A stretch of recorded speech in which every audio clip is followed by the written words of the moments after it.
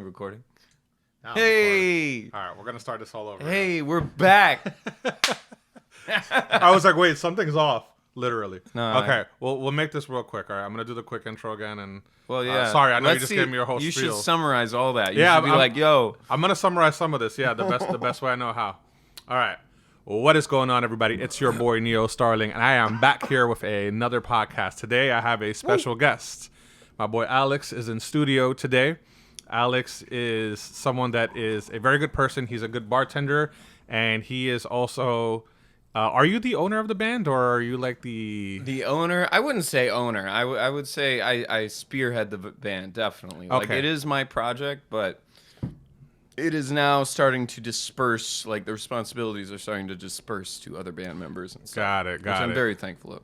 Well, no, that's how it should be. But yeah, Yeah. the name of the band is Lulox. I've heard some of your stuff recently online. Ever since I followed your channel, Let's go. I'm digging it so far. You know, it's really rare to find. I wouldn't call it indie music, but I guess independent bands that are good. Yeah. Yeah, It's a so tough one. Interestingly enough, real quick before we get into your story, the first time I heard you singing was at karaoke at this bar that that I frequent, where you bartend. Yeah. And I remember thinking to myself, "Damn, he's got a really good voice. I wonder if he has like a band or he's into music or anything like that." And then one of your bandmates came in with some merchandise, and then I remember I was really drunk. I was with a few friends of mine, and I got them all to buy your hats. Yes, you did. Yeah, oh like my every God, single that one of was them. a good night, man. Yeah. Thank you for that. And then we spoke about having a podcast, and it's been a while. There's been some schedule conflictions, but we are here course. now. Yeah. So Alex, welcome. Thank you. I'll go into the story real quick. I guess I was raised in Arlington. I was born in Arlington, Texas, raised in Minnesota in the Twin Cities in a suburb right in between there called Roseville. Graduated high school, went to college in Mankato for theater. Graduated in 2011 through 2012. I was accepted to Actors Theater of Louisville. So spent a year in Louisville helping out as an apprentice, and living on low wages. I think I was on food stamps at that point. Yeah. And then at the end of it all, they said move to NYC, and I was one of 22 apprentices at the time, and over half, I believe, moved to NYC. And probably the other half to like LA. It was kind of like we all took this stuff very, very seriously at the time. Learned really good work ethic, I would say, from that experience as well.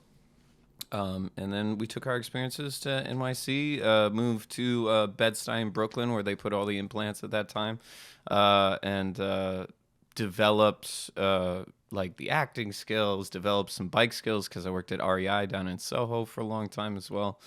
And eventually became a bike mechanic, moved to Astoria through a collective called Brooklyn Wildlife. I knew a hip-hop artist at the time who lived right down the street, actually. We are lucky enough to live 2 blocks away, not even 2 blocks away from each other, by the way. That's insane. Oh, really? You are the first person I know that lives so close to me without meeting other people in the area, so that was a very special discovery of mine. Oh, that's cool. Yeah, man. I didn't know that. That's pretty awesome. That's so crazy. I was like, do I need to leave home yet for the podcast? And it's like 5:02, and she's like, you could make some tea. And my girlfriend. And I was like, yeah, I'm gonna make some tea and then walk over to George's. Yeah, no, right on, man. So then I guess I've been living in Astoria since 2015, 2016 or something like that. And I've kind of grew with the local community here, especially Astoria Music Collective. And that community kind of really I absorbed into that community very well. I know a lot of people. Eventually started my band Lulox, and we'll get into that in a little bit too. And then ended up at the local because Lalo loved hearing me play. He was like, "Oh yeah, why not have a lead singer be a bartender at the local?" And that's how I ended up working at the local.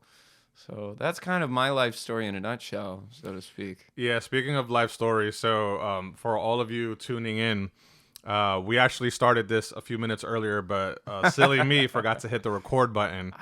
So I felt bad having to make him sort of relive his Batman origin story again. Don't even worry about it. It was a better summary, I swear to God. Well, Took this yes much. and no, and that's fine. But there is something I want you to touch up on because, you see, I don't know how much you know about my podcast, but I like to talk about lessons I wish I knew when I was younger, right? Like that's sort of like the main theme. I love it. Yeah, and you brought up something interesting that didn't get caught on film with your parents. Oh yeah. You were saying that divorcee at Oh yeah. That's the part I left out, I guess. Yeah, I was. So my parents divorced at age 3. So my mom, my dad divorced at 3, and my mom took us up to Minnesota to live with her family. I think she was very much implant in Texas from Minnesota too. I think her parents moved down there for work. My grandpa was a rat catcher and rat exterminator.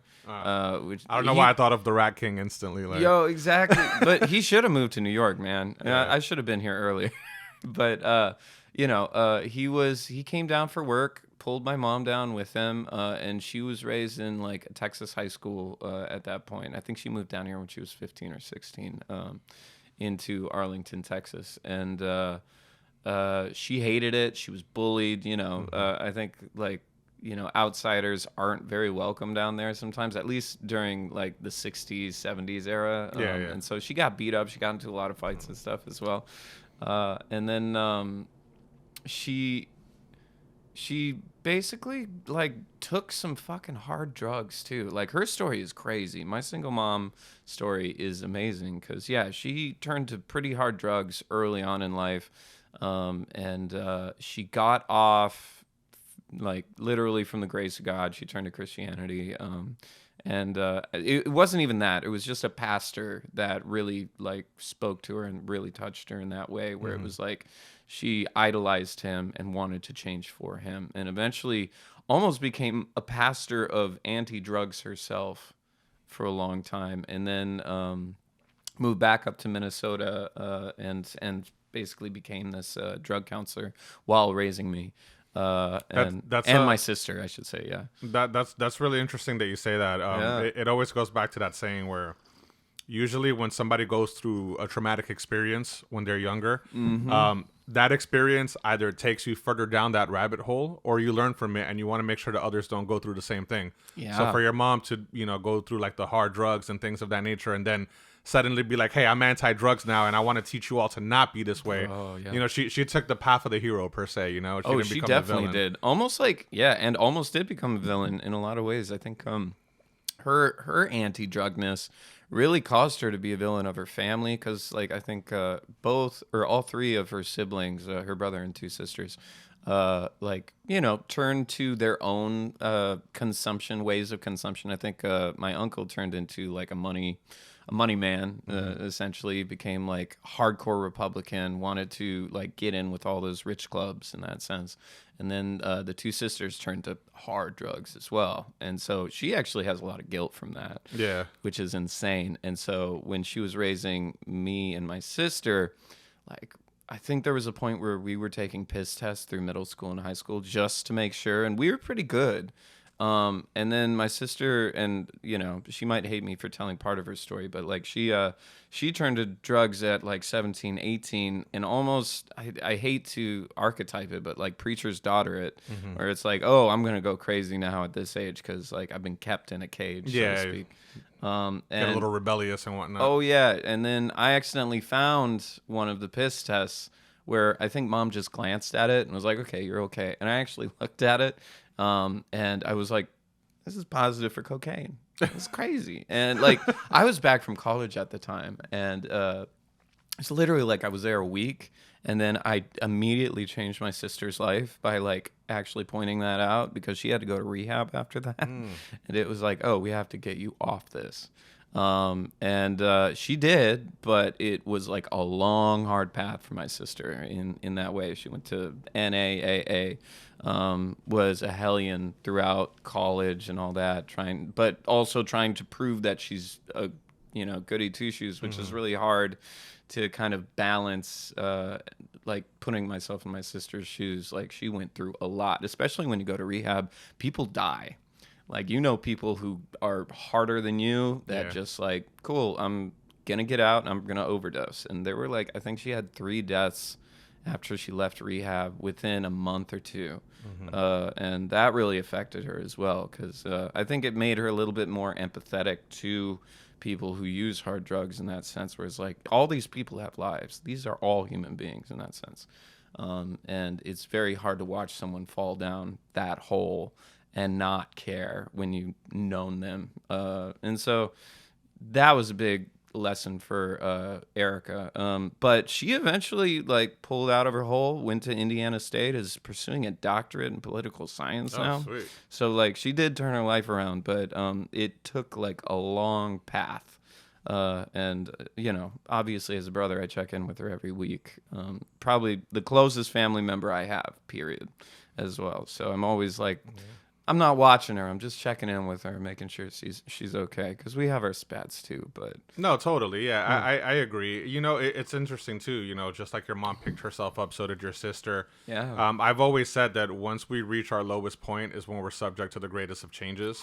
yeah, You know what I mean? So it's very profound in a way to know that she could have been in the brink of her total demise. You know, just death, just from going into something so hard, but you know, overcoming and saying, hey, you know what? I'm not accepting this anymore. Yeah. I need to be better. And it's interesting that your mom was very like militant with these drug tests. You know, almost like if you were going for a job every other day. I know. That oh my god, that's crazy, man. So you grew up. We both are products of single mothers. I grew up with a single mom as well. Really? Yeah, unfortunately, my mom didn't really find a good partner that, you know, like, I guess, rose to the occasion. Yeah. As far as you know, like, It's helping hard. us all out. Yo, that's a hard pathway for single moms to take too. It is, but you know what's funny? I get it now as an adult. As a kid, it was a little different, but I have one brother and 2 sisters, right? Oh, nice. So imagine there was 4 of us, and imagine a guy just trying to come into like somebody's household and try to take care of 4 kids, then plus be with this woman that you like now. Yeah. So it's really difficult. So you I believe you said that your mom, did she remarry or did She did, yeah. Okay. She went through a couple guys too. I mean, like, again, I think like this world is really hard on single moms, period. And to find a guy who's willing to kind of like get into that situation is also like equally as hard. And like there were a few men that, you know, as a child, you're like, oh, this guy's in our lives for a little bit. Oh, this guy has a motorcycle. He's cool, like that kind of thing. And it wasn't until she found Ted, who was my stepdad. She made him quit weed. Like he loved weed, like hard too. You know, like it was one of those situations. But he loved her so much that he dropped it. And then she helped him through master's school and made him a professor. He was gigging with bands too. He was a big inspiration on me when it came to playing Wow. with bands. You know, I would watch him like gig with his bands, or just like, and he was from Duluth, which is about 4.5 hours north of the Twin Cities. And so he had a crazy life too. He had multiple children, especially when he was young. And he was like one of, God, forgive me, Ted. I think it was like 7 or 8 kids, with a single mom himself. But for some reason, fell in love with my mom. We would go up to Duluth, kind of like on the weekends. It felt like a vacation type of thing. And we would chill in the living room. This is like the time that I was watching like VH1, MTV all the time, because he had it on the TV. Not knowing what they were doing, you know, we were just like mindlessly like kids. Oh yeah, let the adults have their fun type of thing. But we like really got into music at that time. This is the time that like all those songs that we're listening to in karaoke are being played. So it's like, you know, Creed and like all the what else? Creed was a big one for us. It was like one of the first times I like got into the Strokes as well, which was a huge inspiration to me. Again, like circa 2001, 2002 is when they were like blowing out in the Lower East Side. And all those crazy bands, especially like I got really into hip hop at that time too, with like Exhibit, like before his Pimp My Ride shit.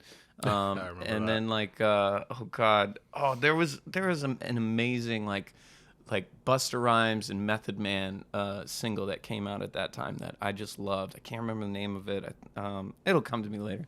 But yeah, the music love really grew out of there. Before I was just listening to the Backstreet Boys or something with my sister, you know. But like that diversity of MTV VH1 before it really fizzled out, and the reality shows really like.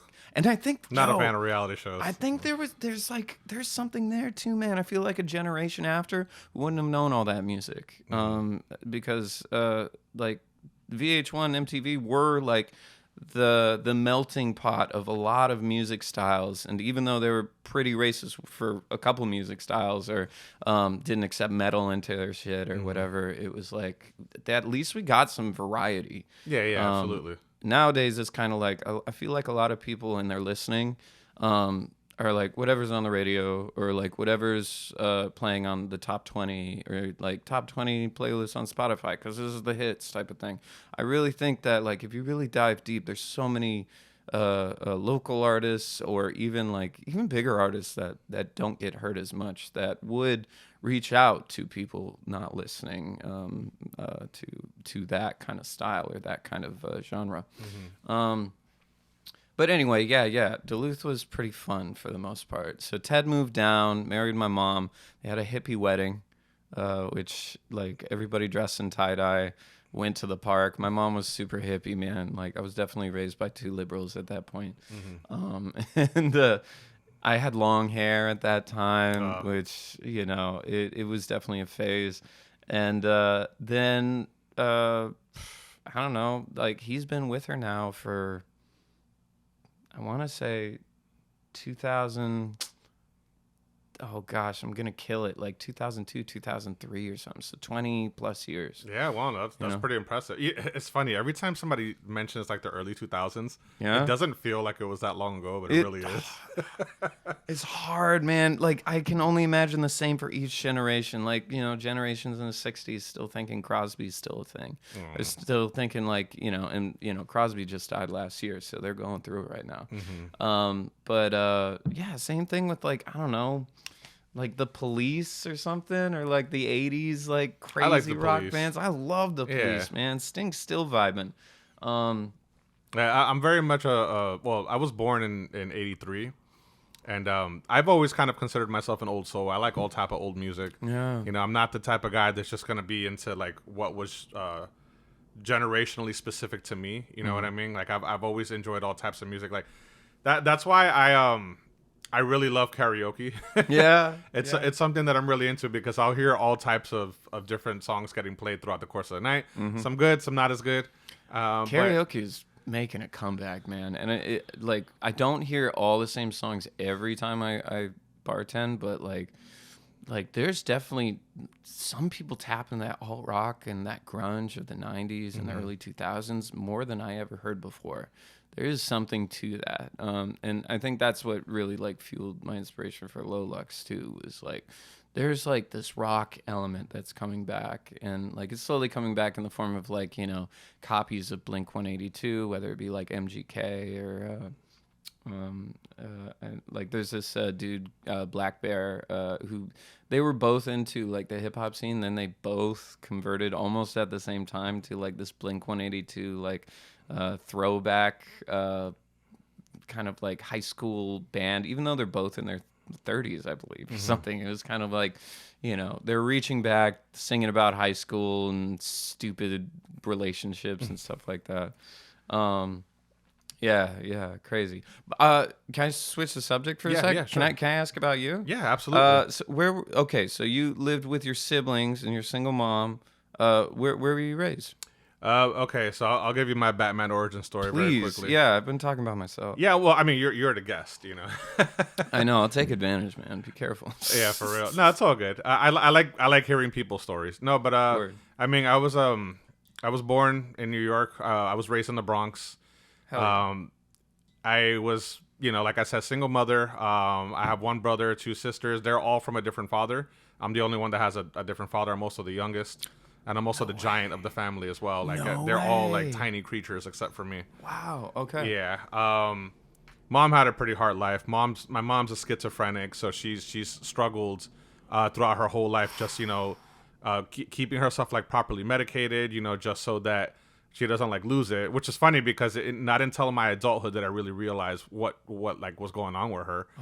Wow. Yeah. So she was never able to like really hold on to anyone. There was men rotating throughout my household when I was younger. Not rotating like there was a whole bunch of them. Maybe there were like 2 or 3 main ones that were around. There was this one dude, Mike. He was around for maybe like 6 years. I would say he was around for a while. Yeah. Wow. We called him that jerk because he was pretty abusive actually. Fuck. Not to us, but to her. Holy fuck. Yeah. It's really bad. My mom's lived a very hard life, and I feel really bad, and I try to help out whenever I can, but it's also difficult to in her old age to help her. Yeah. Where's she at right now? She's in the Bronx. Okay. Yeah. She's still living in the Bronx. But living with schizophrenia. And well, you know what it is. She doesn't like taking her medication either. So there are times where she'll just be talking to herself. Yeah. And it's a little unnerving because I know what it is now, but I didn't when I was a kid. You know. Yeah. We were told. We knew this lady. She was like they called them a bruja, like a witch, right? Oh yeah. And she was into this like heavy spiritual demonic like heavenly thing. And she used to say that my mom was possessed by a spirit of some sort because there were like demons talking in her ear. Yeah. And that's what I as a kid thought it was this entire time, but fast forward a little later, no, she's just schizophrenic. I mean, not to say that I don't believe in any of that stuff. I've definitely seen things to make me think otherwise. To explain something that doesn't make sense to someone, especially kid, I think that's a perfect way of explaining it. Honestly, because like you can't really explain what's going on in someone's head neurologically. She was trying though. Like I remember this lady was like, she had like a boiled egg, and then she was like burning sage all around our house, like trying to like purify it, which was funny because I knew this lady's son. His name was Anthony, and he was probably the worst influence in my entire life as a kid. Wow. We didn't know each other very long, but I remember him just being like a bad apple, but his mom was this lady that was just so determined to help other people. I always found that interesting. And I also remember I found her very attractive. That's probably one of the times like in my life at that age. I was in like the 1st grade or 2nd grade. Yeah. And that's when I was like, wow, women are kind of hot. They don't all have cooties, right? Yeah. Yeah, but so fast forward past that, I ended up I didn't graduate high school, just got a GED. I had to unfortunately drop out because we were getting evicted everywhere we were living, and I went to Dominican Republic for a stint of about 6 months, I would say, of my life. I was 16 at the time. Came back, started working because we needed the money. Like I just grew up very poor. You know what I mean? Yeah. And because of that. School wasn't as much of a priority for me, unfortunately. I am very self-taught though. Like a lot of people think I have like degrees and stuff, or I'm in the IT field. I know, and I'm just you very saved the bar a couple times. Well, I mean, I wouldn't say I saved it, but the system was down already for like everyone. True, but we need someone like you, man. Yeah, no, definitely. So I'm very like self-taught. I wanted to learn how to podcast and communicate and talk to people. Yeah. I went through so much as a kid that I wanted to teach people lessons I wish I knew when I was younger, and I would go to certain places, and some of the dudes would be like, "Oh, hey, it's Big Brother." They would call me Big Brother, or just because I would always have like little like tidbits of life advice. Yeah, sort of that like Carl Winslow, advice like at the end of like Family Matters when something really like plurific would happen. Yeah. When did you sprout up, by the way?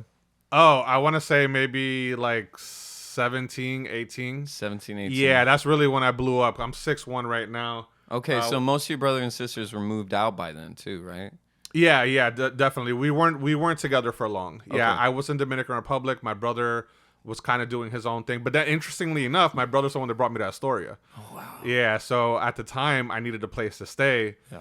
And he didn't have any space available. He lived on 42nd Street and Broadway. This was like back in like 2008. Oh 2008. Gosh.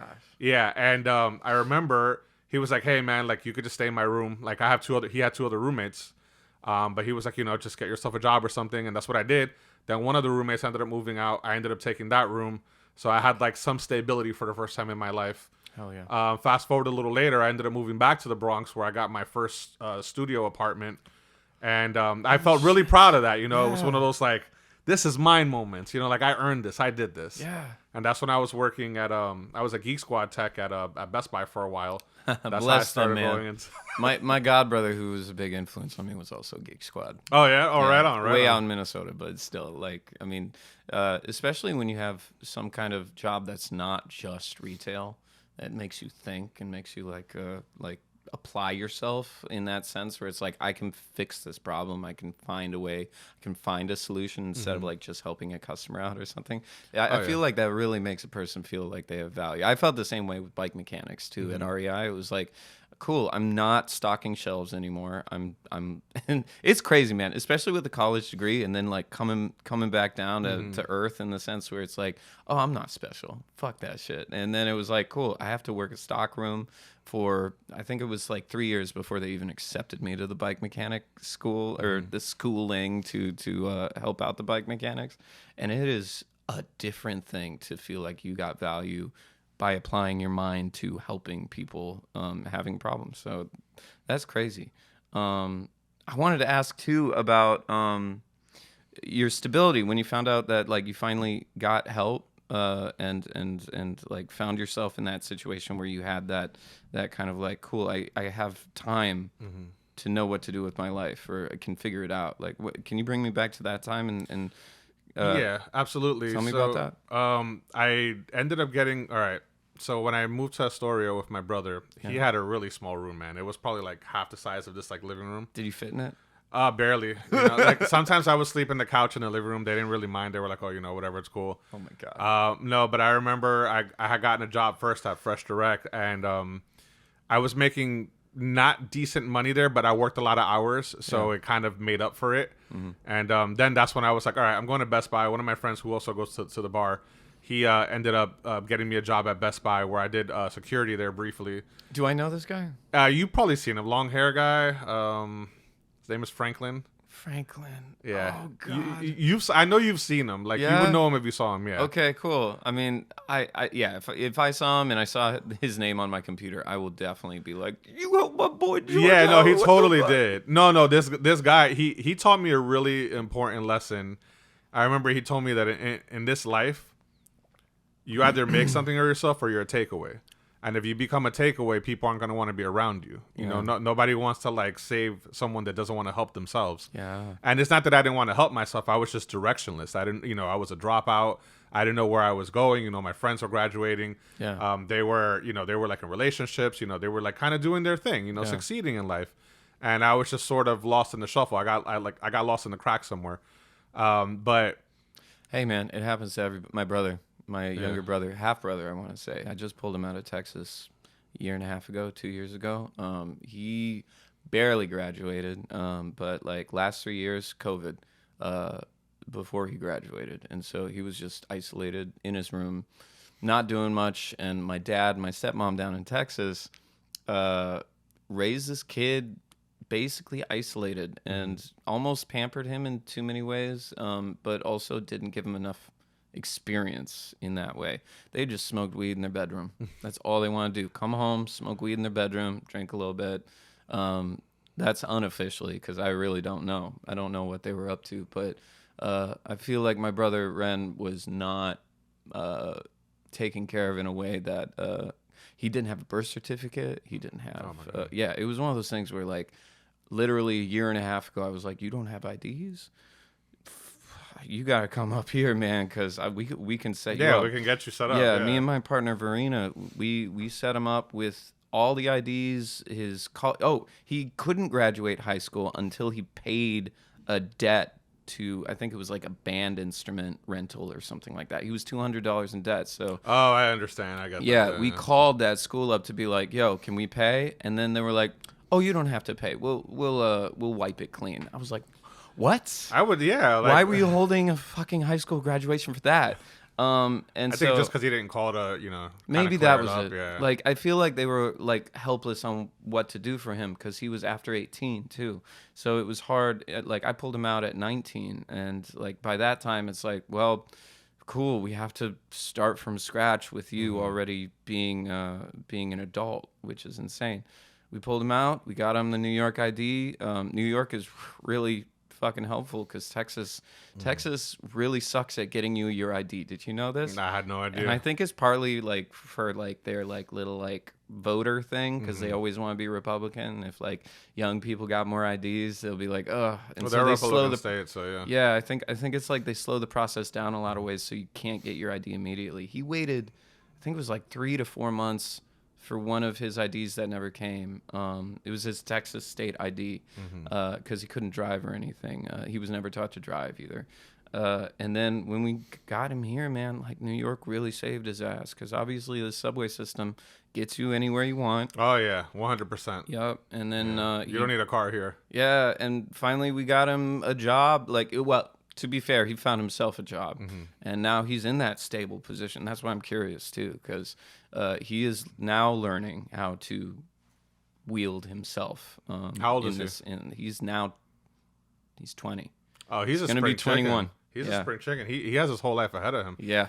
I'm 40. You know what I mean? And it's really difficult sometimes to wrestle with that. Yeah. You know, just Wait, how old were you when you were stable then? How many years ago was that? Oh, I've been stable for a while now. I would Okay. say since like 2009 or 2010. Okay. I've been pretty stable for a while. Yeah, Good. like I've been able to hold down a job. I haven't gotten fired from like a million places.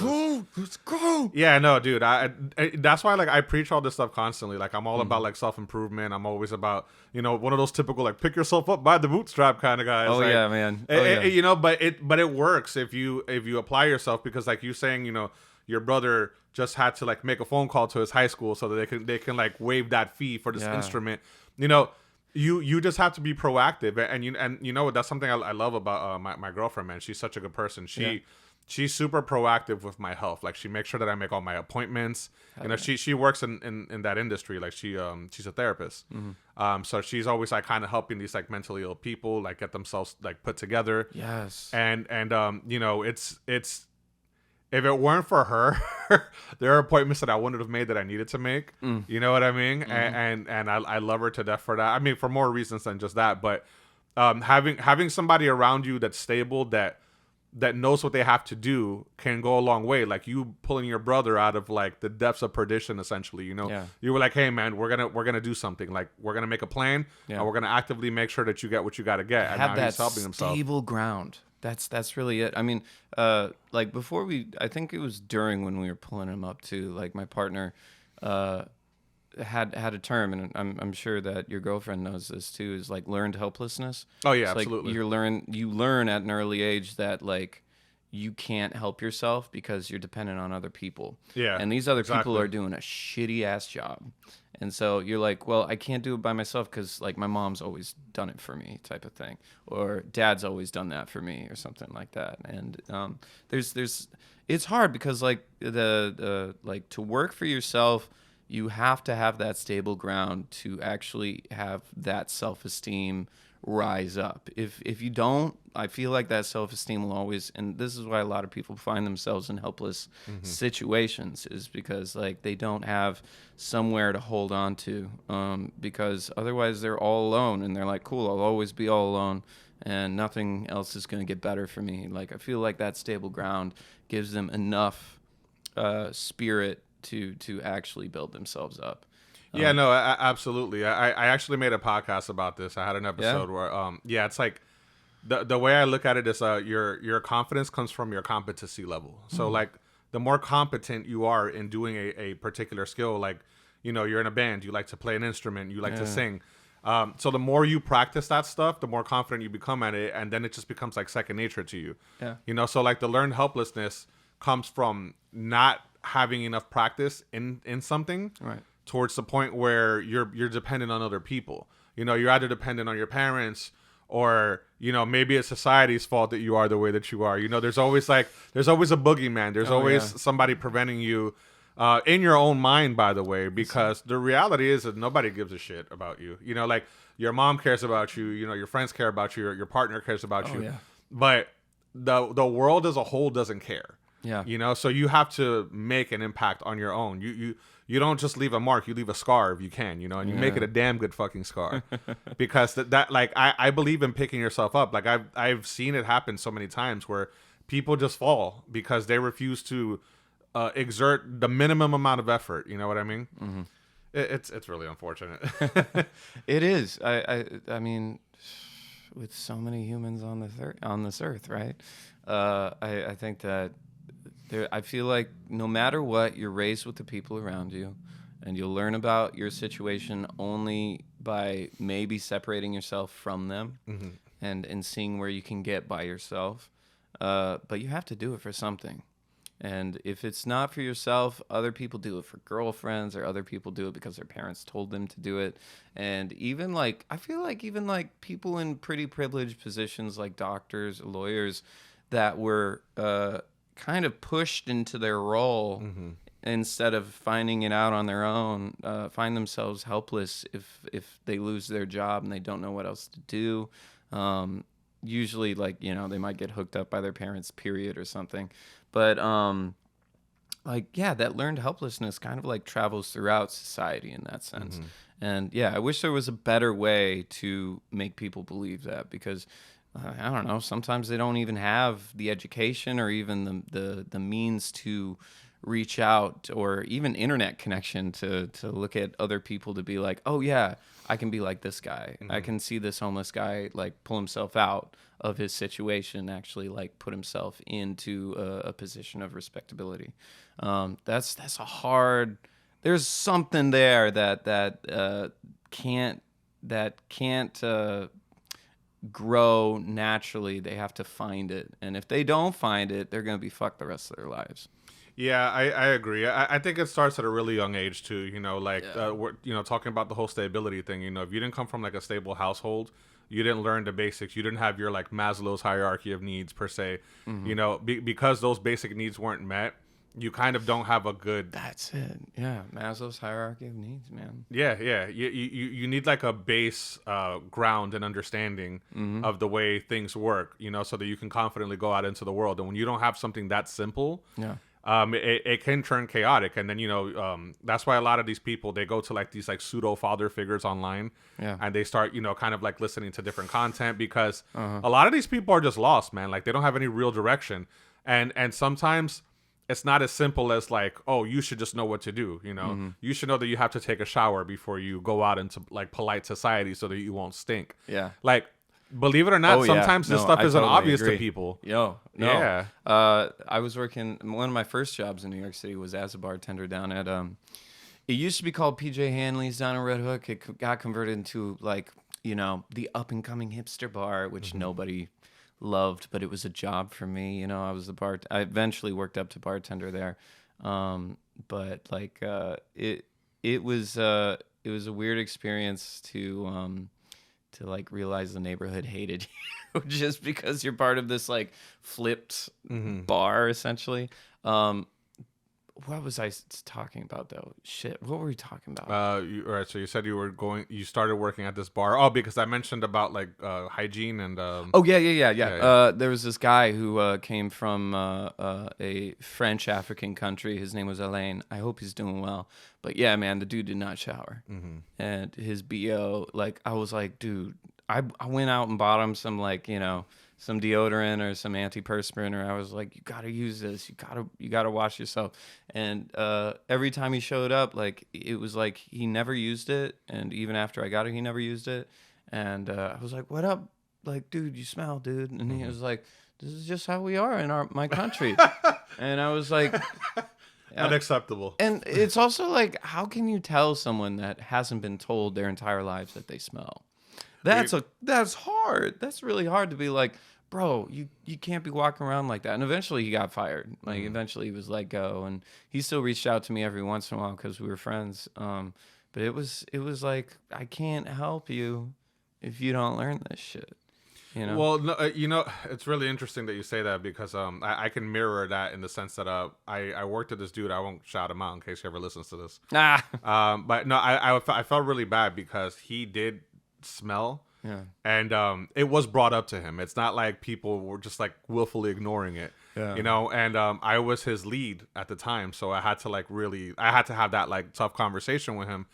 And I felt bad because he told me, he goes, man, like I'm aware, I don't want to smell. I have like a condition where like my body just like exudes. Yeah. Yeah. And you know what? I believed him because I used to work with him in the morning sometimes. Like it would be me and him opening up at like 7 a.m.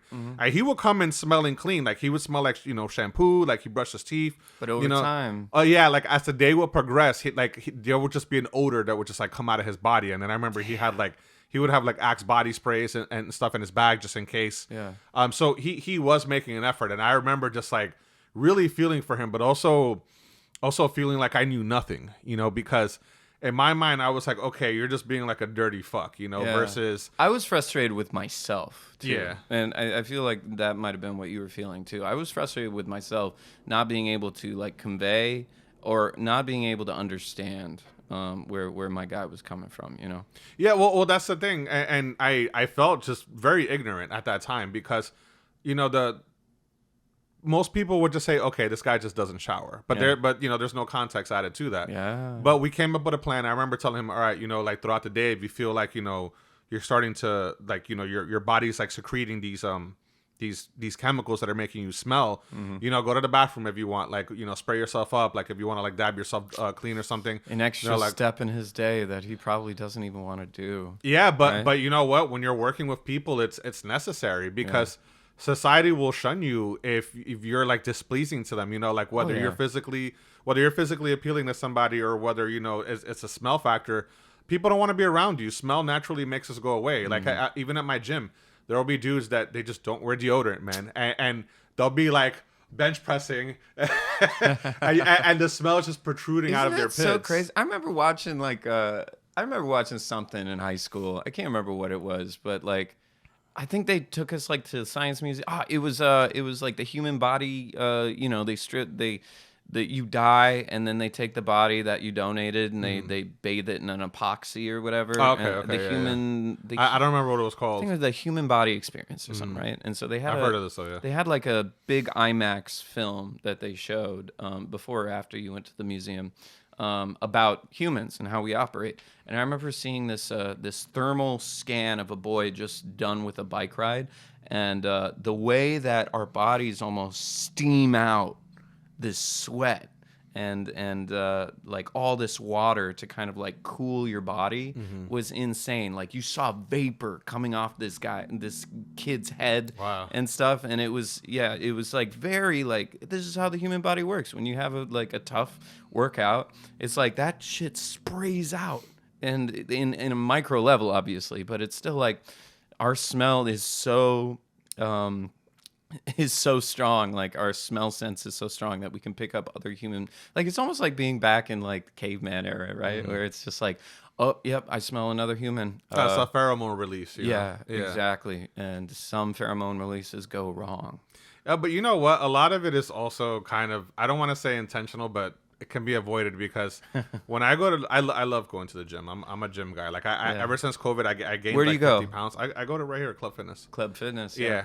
I remember like during before COVID started, I was like 50 pounds thinner, man. I was doing Spartan races. I was doing all these like endurance events. Yeah. And then, I got wifed up at the time and, my ex who I'm not with anymore. Oh, it happened. And I just gained a ton of weight and I'm in the process of losing it again. Yeah. But even then I would know, I said all of that to say this. Before I go to the gym, I take a shower first. Like I bathe myself because I don't want to go in there and then start sweating and then all these chemicals are coming out of my body.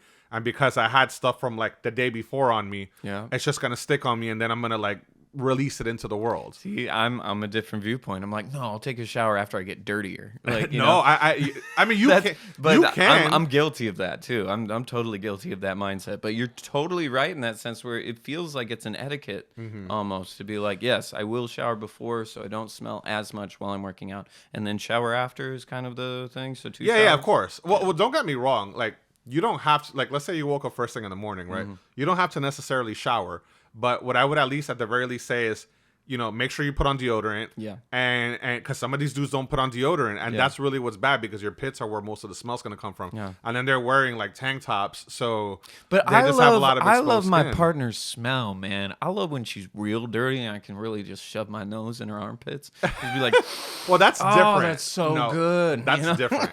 That's different because I love my partner's smell too. Like, especially in the morning, I love her like morning. She tells me all the time too. She loves my morning scent as I love hers. Yeah, that shit's real too, man. And so it's like that scent is almost like a personalized, like I love you almost. You Yeah, know? but that's like a pheromonal connection that you have with another person. You know, I like get it. if you smelled that.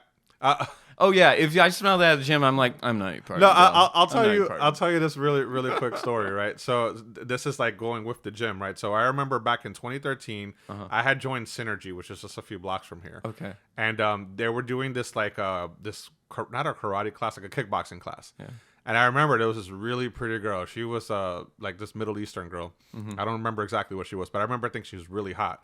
And then, but she smelled as if she's been working in like a sweaty restaurant all day, and then she just decided to go straight to the gym from there and didn't put on deodorant. Yeah. So I associated her with that smell. No. So every time I saw her, even if she had showered, in my mind, the delusion, like not the delusion, the suspension of disbelief was gone already. Like I already experienced a smell that was distasteful Like, to me. oh, you're hot, but you smell bad. Yeah, and exactly. You're not taking care of yourself. What the fuck? God damn. And you know what? And even though the next time that wasn't the case, the next time she smelled normal, my mind still associated it with that. So that's why I always tell people it's important. Like, you know, they always say you only get one chance to make a good first impression. Yeah. Sometimes it's like that with just your scent, you know? True. It's weird. I haven't been to the gym in a little bit. I work out at home now, just doing like, you know, push-ups and pull-ups, and then every once in a while some like planks right now. But I was a biker for like a long time, regardless. And every time I bike to work, I know that like every time I took a shower, it was always better for me. Like that was kind of my routine too, especially if I missed like breakfast or my shower in the morning. It'd be like, nope, straight to work. And REI was blessed with a shower. Unfortunately, they made it very unavailable during COVID, obviously for those reasons. And then I started another job where I couldn't shower, but I love biking so much. It was just like, nope, I'll let this stuff settle on me. And man, like in a way, I felt like a little bit more powerful in my scent because I had to. I was like, Did you? I felt a little alpha, man. Yeah, absolutely. When it came to like you need to do this, and if you don't, I'm gonna stay here and smell you up. You know. That's hilarious, man. That experience is done for me. I will always try and shower, period, now. But still, like it was like our habits, man. It's the habits that get in the way, and there must be something behind. Like, was there a smell when you were younger that you were like, I fucking hate this guy because of the smell? Oh yeah, like yeah, that? totally. For me, when I was in high school before I had to drop out. It was always like the men's locker room. Yeah, Yeah, no, it was so disgusting. always, right? Oh my god, never like it smelled as if there was never a janitor to go in there at least once and mop it up. Smells like toxic masculinity, man. Right? Like, I mean, the shit they say in that room, especially when I was young too, is just like the association with like all the negative stuff, like, because they always talked about, oh, you're a bitch, oh yeah, oh, I got that pussy, oh yeah, like that kind of shit, all the time. And that was not my language. I grew up with two women in my life, my mom and my sister for the most part. So it's always like, this is extremely disrespectful, people. What the hell? What are you saying? Yeah. But that smell is very associated with that. Like, I definitely, like. Well, I mean, if toxic masculinity was like embodied in an environment, it would be The like locker room. Yeah, it would be the locker room. It is the locker room. And mind you, I only say high school locker rooms because if I go to a gym's locker room, it doesn't smell like that. You know, but you still got your guys, right? You still got like the dudes who do smell it up. Well, no, right? they do, but again, for the most part, you have somebody cleaning a gym throughout the course of the day, so Over it's and over, not that bad. Yeah. But there's not. All right. There's some fucking high schoolers' gym socks in a locker that hasn't been cleaned. Yeah. In months. Well, the know. thing is that you're growing up at that point. You know, you probably don't really know your hygiene that properly. Yeah. You know what I mean? Like you don't know the concept of like exfoliation Let's or be you know, real, like, man. Axe body spray did not do shit back then. No, either. of course not. It made it worse. Yeah, that's what I'm saying. So it's just like that locker room has to be one of the most disgusting smells ever that I've experienced in my entire existence. It's so bad. I will say now, I do have problems. I will say like my sweating is excessive. I can relate to my drummer on this too, like Alex Ortiz. I love them to death. We both are very hard sweaters. So the last show I did at Berlin, I brought him. At first, he used a towel a couple shows ago, and I accidentally brought that towel home. And I washed it and I cleaned it, and then I brought it back to him at Berlin, and he was so happy. He was so happy to have that towel So back. you cleaned my towel? Yeah, yeah. It was definitely a special like bro moment, you know. Oh, that's awesome. And I was like, "Yo, man, I cleaned this for you and everything." He was like, "No, thanks." Did you bring it to him all like nice and folded up? Too? Yeah, of course. Actually, you know what? What happened was, like he thought that same towel was in his equipment. He thought he threw it back in there, and he didn't. It made it in my equipment. So Wow, okay. I was like, "Bro, this has been at my house clean for a long time." So he was like, "Really? You washed it?" And I was like, "Of course I did." You disgusting motherfucker. Oh my god. But yeah, we are both excessive sweaters. Like even if we go on a light run, when I come back home, it's like, oh god, you know. And same with like performing too. If I have like a 45 or an hour long set, I'm gonna be soaking by the end of that. I can imagine too, because I mean I've seen a couple of like bands perform in these environments, and you know, you have all these like lights on you. There's like cables all over the place. You know, you're smushed lights together are with killer. everybody else. Yeah, if the venue has great lights, you can only imagine how sweaty we are. Like it'll be under our clothes, just like congealing almost, you know, just like a pool under these clothes sometimes. And then especially if, you know, the venue doesn't have like good air conditioning. Yeah. You know, it can be even worse because you're performing, you know, you're physically exerting yourself on a stage. Yeah, just imagine working out under a heat lamp. Ugh. And that's what performing sometimes has to be. Oh, that's gross. Yeah. I would hate it. I need a nice breeze, you know what I mean? I need some like fucking wind. I need to be performing outside, you know, in the fall or the springtime where it's not too hot. Yeah, no, absolutely. Yeah. Yeah, that's the best time to perform, I will say. I do want to tell you a story too. It was I was in another band. I've been in 3 bands so far, right? Parnhash and Co., where I was a acoustic player and singer to a rapper that was extremely exertive. He called it aggro rap, and so we were aggro acoustic rap was our genre, where it was like I would be fucking just wailing on this acoustic guitar, playing it as hard as I can. I broke multiple strings sometimes because of how hard I was playing it. I would bleed, my fingers would bleed because of how hard I would like hit those strings, and he would just be trying to like hang from the rafters, find something to hang from or something to like, you know, just be like, yeah, just like very physically active while he was performing. And we were both heavy sweaters as well. And then I moved into Astoria after that, and we broke up. We had kind of, it was more COVID, I want to say. Like COVID kind of forced us to be more apart, and I realized that I wanted to be more of an independent musician. And so I found this guy, Joe Kudla, who moved in with me and became my drummer for a year. And during that year, we were in the Cocoons. We went to Astoria Park and just performed in public all the time. And we like absolutely loved it. We went to like McCarran down in Brooklyn. We went to what's that big park in Brooklyn called Prospect Park. And performing outside really helped in a lot of ways. And then we had our separate ways. Honestly, like being roommates with your bandmates is a really bad idea, personally speaking, but it was a little more than that too. We had a couple creative differences. He's in a new band called Kid Voyager, by the way, though, and it looks like he's making amazing music right now. So I'm very happy for him. And I went my separate way into Lulox, and took a lot of our songs that I wrote and put them into Lulox, bank, so to speak. And then we've been slowly writing songs. But wait, so you transferred some of the music from your former band to your current band? Yeah, the Cocoons. How does that work? Is there like a copyright kind of concern? Not for me, because I already wrote these songs beforehand for the most part. There is one song that I credit him on. He did help write Happy, which is on Spotify right now under Lulox, and he is credited in that song. And so I think I'm very serious with distributing like a good amount of percentages to the artists I work with. And that one, like Joe and I definitely made up on the spot together. And he deserves, like, you know, whatever percentage I gave him. I can't even remember at the time. But I promised him that period. And then when I actually put the song in distribution, I showed him screenshots and like it was like, this is the percentage you're getting, and so if it ever does make money, don't worry, you're taken care of. Yeah, like that's you. Yeah, you got something for that. Yeah, and so that's really important to me. And with Lulox, I pre-recorded a lot of these songs at a studio before I even met these band members too.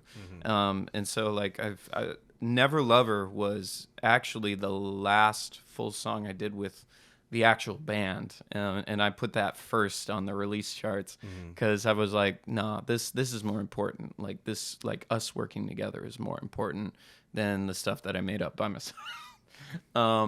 But I went to a studio to get this all down. Mission Sound. I worked with a producer as well to get some of those solos in it as well.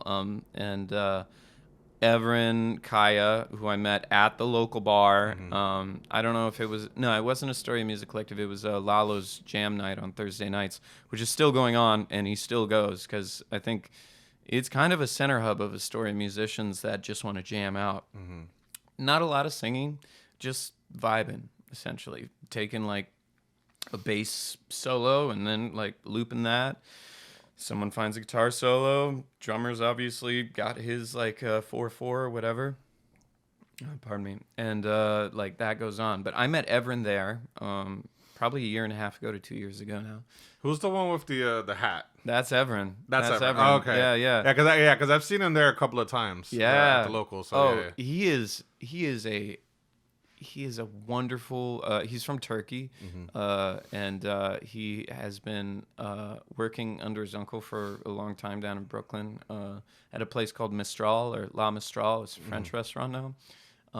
And he's also IT as well. Oh, nice. So when you weren't there, when our machine went down, he was the one who came by. Oh, sweet. Right in the back and like was like, Connections. man, Is it on? Did you turn it off? Turn it on? That kind of thing. That's usually what solves most IT issues. Yeah. But Everin's kind of like a man of many trades, and that's also what I respect about him.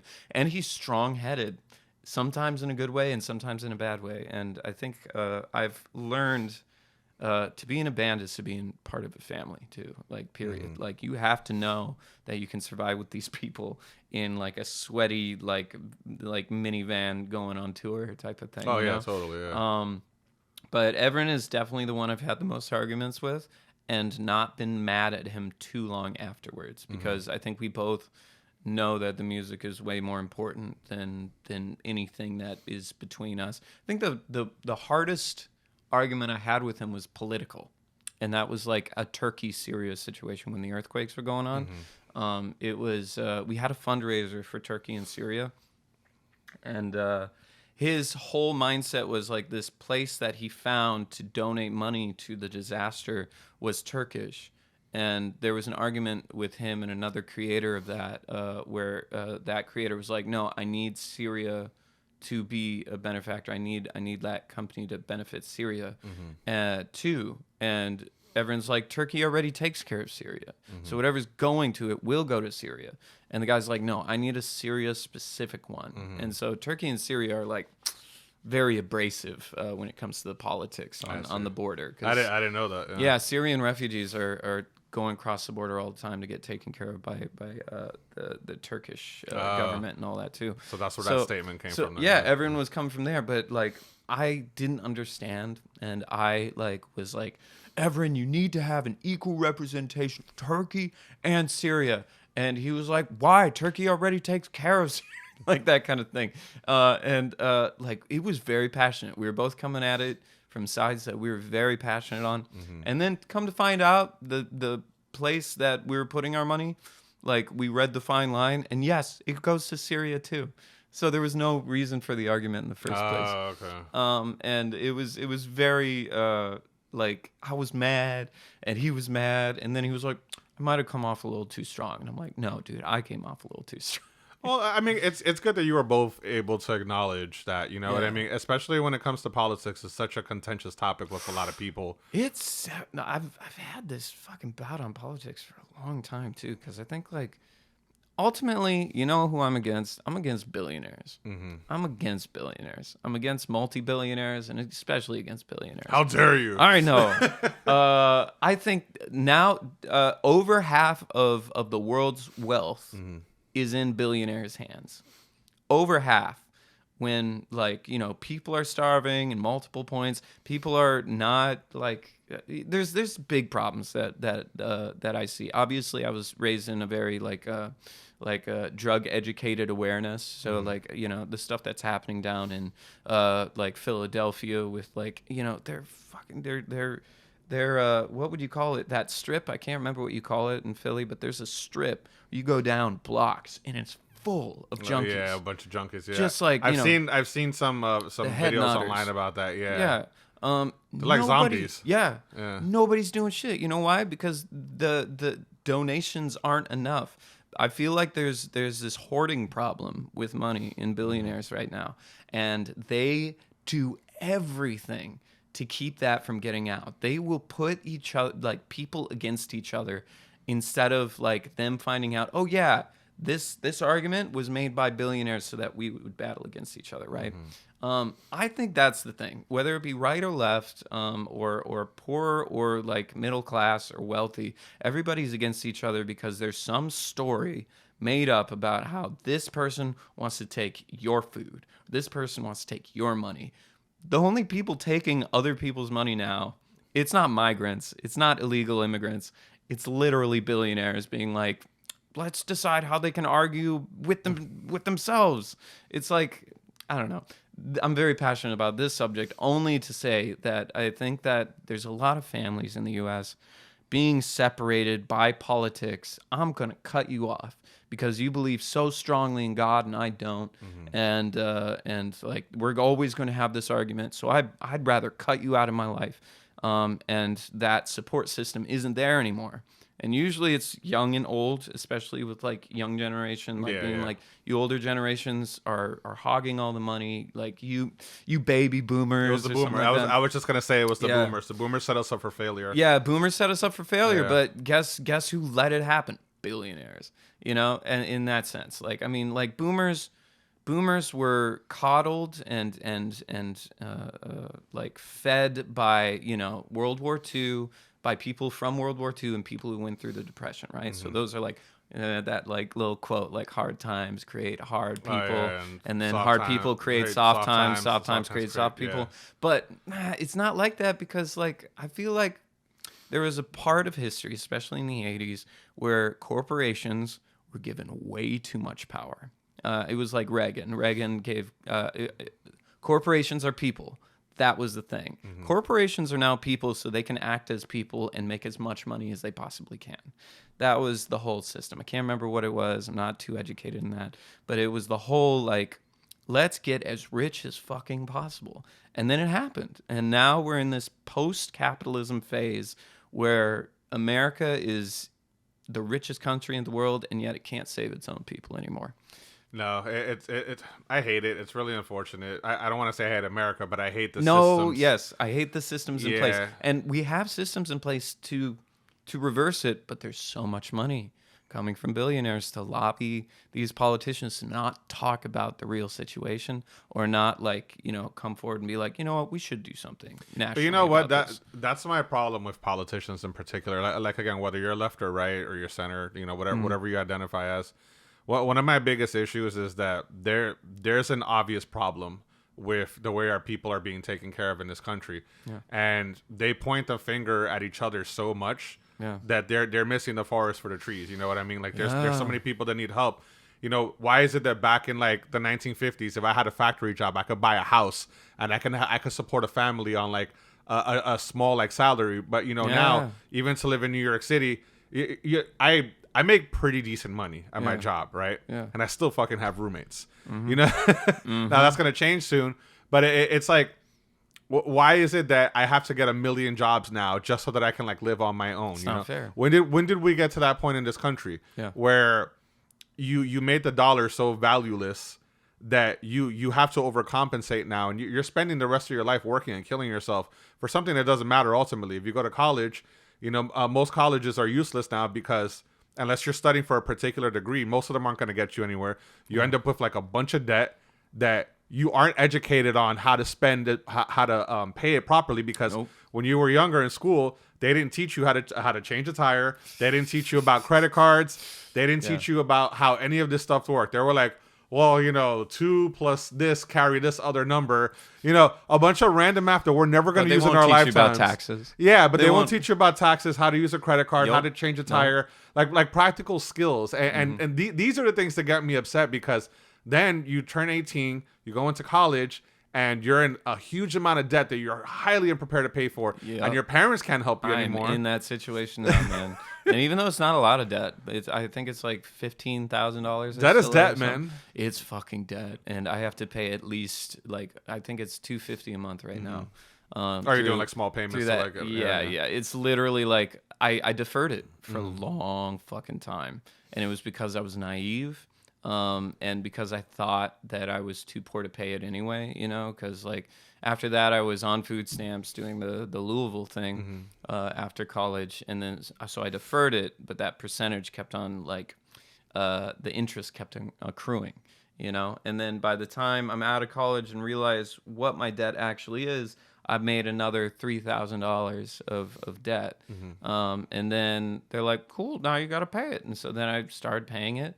But I couldn't really afford it. And so then they put me on another plan where it's like, well, you can pay a little less, but we're going to charge you for 5 years more. And you're going to end up owing way more than you did. If you're 15,000, you're going to end up at paying us 25,000 by the end of your debt and all that stuff. So that interest accrues and really kills us. And they were so the way you're like, you got into college, so you have to go. You have to go to college. And then it's like, well, you didn't make the grades, so yeah, of course you're going to get in debt. You'll accrue debt, but here's the money right here. We're going to give you a good portion of your college. I think I only had to pay, I think it was $7 or $8 grand total, because my mom was already part of the state school system. It was an insane amount of money that we saved, but now that money has doubled. And I'm fucked in a lot of ways if I don't pay it off. That's what I'm saying. Yeah. Because what ends up happening is that inflation goes up, but our paychecks don't. Yeah. So we're really set up to fail at this point unless we do something drastic. Well, again, I feel like people at Wall Street know what's really going on, and I know that the Fed knows what's going on. I literally heard a CEO of some Australian company say we need to make the people feel it. It was literally, I can't remember what his name was, but it was literally people need to know that they, we're in this culture right now where it's quiet quitting and all that. And we really need to make them feel that they need us, because they need us, the corporations, in order to survive. And but in turn, we need them too. Yeah, so it's a they double-edged need sword. us too. Yeah, absolutely. Well, we need them too, because it's let's say everyone simultaneously went on strike or left their job. It's okay, the corporations are hemorrhaging money, but so are you. Yeah, I was part of the organization of the REI union, by the way, too. REI formed a workers union in, I think it was 2 or 3 years ago now. Forgive me, Graham and Claire, but these two were wonderful leaders. Graham and Claire Chang, I think her last name was. I can't remember what Graham's last name was. Graham worked with me in the bike shop. Claire worked throughout the rest of the store, doing leads for clothing or footwear or something like that. But we came together mostly because we were tired of getting treated the way we were. I feel like REI is a more wealthy company that treats their workers well, and for us to come together to be this is unfair. And it was more of a managerial thing. And I think most of the bullshit we see as lower class workers is from a managerial perspective. We see a lot of managers coming from the suburbs instead of us being promoted up. That's part of it, man. And you can see it almost in every single retail store in New York City too, where managers come from out of the city, from on the train, or they commute by car or something like that, and they're the leaders of these city folk, so to speak. And I think that was one of the major ones that I saw, was like we were working up, but no one was getting promoted to manager. Maybe one just to give an example. Oh, look how hard he worked, or something like that. And then eventually, like, manager talks down. Oh, we need you to do the impossible. Like, as a bike mechanic, it was like we had a scheduling system where we couldn't schedule out 2 weeks, but we're in the center of New York City. This system was in every REI across the country, but we couldn't schedule out more than 2 weeks. Big problem in a city like New York City, where, like, you're scheduled out a month or even 2 months. At one point, we were scheduled out 3 months for ski work and bike work at the same time. And so you're put on a list until that 2 weeks type of thing expires, and then you can, like, fill it in with the people on the list or whatever. Sorry. Okay. How much time do we got? Yeah. No, just making sure that the battery's not dead on this thing. Yeah. Yeah. No, we are gonna have to cut it off soon though, because You gotta go. I know. I got a work event. All right. If I can finish the thought. Yeah. No, go ahead, please. But we still got a little time. You kind of met with this impossible system, and you ask management, "Yo, can you put 2 more weeks on the scheduling system so that we can scale out?" No, figure it out. Okay, but I mean, it would be really nice if you could implement. No, figure it out. Okay, cool. And we did for the most part, but they didn't want to spend more money on the IT aspect of it. It was like, no, this is a system we paid for, and therefore you have to act with it, type of thing. The same thing happens when, like, they ask you to do something that isn't your priority at the time. It's like, Alex, you're not doing well in this company because you're not figuring out what your priorities are or whatever. And I'm like, my priorities are finishing the bike for the customer. Well, yeah, but then you have to build all these new bikes. Okay, cool. I'll do that in time. I only have 8 hours in the day to, like, work on new bikes and finish bikes for the customer. That's scheduled in, type of thing. And so I want to complete the bikes for the customer. No, but we need you to figure out where your priorities lie to finish the bikes, period. And I just told you this. Yeah. It's like, but it's like, your priorities aren't, like, the best right now. So you're not going to move up in the pay rate, or you're not going to move up in That's responsibilities. Such a scam. It's such a scam, man. Such a scam. That's such cope. And yeah, to hear a manager from out of town tell me that, to be like, oh yeah, I don't know what you're going through, but you have to make it work, is like, I am doing the best I can at getting these bikes out, and I'm asking you to do your job of making my system easier, so that we know we can have, like, a realistic expectation for our customers. Yeah. And so there was a lot of impossibilities in the bike shop, but also, other people felt, discriminated about their race, their gender. A lot of people didn't feel like management really, like, stepped up to that task with respect or with expectations from their team. Most management doesn't care. Yeah. So we got together. We got together at Washington Square Park. I think it was like 8 of us. And we got in a circle at night after all of our shifts. We talked about starting a union. We're like, we're going to start organizing. And it was easy as that. We started, first you, like, kind of, like, extend the feelers out to see, like, what do you feel about this company? And your ultimate goal is to get a super majority. If you ever wanted to vote for a union, you need a super majority. I think it was 70 or 75% of the workforce, lower than management. And they succeeded with, I think, I left at that time, but they succeeded with, like, a 90% supermajority. Okay. So they sent in the vote. Managers were like, oh, fuck, they're going to form a union. And they actually voted, formed a union, and now it's all up to paperwork. They need to get a contract as the next step, and they haven't done that. But a union basically puts the workers at the CEO's table, essentially. So it's like, okay, the CEO wants to make changes, and the workers are like, okay, but why do you want to make these changes? Oh, it's to save money, but you're going to be putting our workers in more of a stressful situation. So it's a bargaining chip at the table, at the top table. That's what a union really is. And you also have your own lawyer. So the lawyer is the one that educates the workers on what their rights are. And if things are changing a little too rapidly, you can slow that system down so it's not affecting your workers immediately, so that they have time to either adjust to that new CEO's perspective, that new management perspective, or they can say no and have that bargaining chip to be like, yo, no, the workers don't want to do this, and if you do this too quickly, they're going to go on strike and put you out of business, type of thing. And that's the worst part. The strike is the worst part because the company doesn't succeed and the workers don't really succeed as well because they're not getting paid. No, that's what I'm saying. It's a double-edged sword. It is. I mean, but the union definitely does serve a purpose. It equalizes the playing field a little bit more, you know. So I want to get into that real quick.